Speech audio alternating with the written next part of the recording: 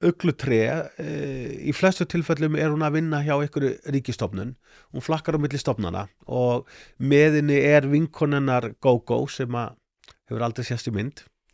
og þar ég í rauninni, þetta ádeila fyrst og fremst á kerfið okkar stórt og þunglamalegt og það á það til sko, kerfið í rauninni oft ekki að vinna með almenning í landinu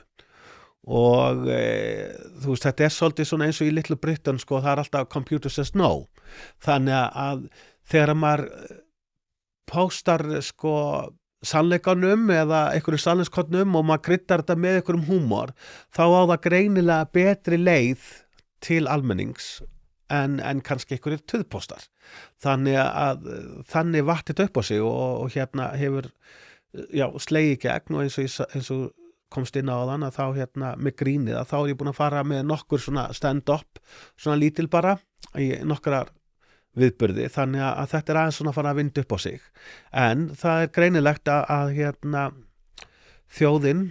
hefur haft gaman af uglutré því að það alveg ótrúlega viðbröð sem ég er búin að fá en ég næs meira til kvenna það konur sem hafa meira gaman af uglutré heldur en kallmenn en það bara skemmtilegt svona með það sem maður sér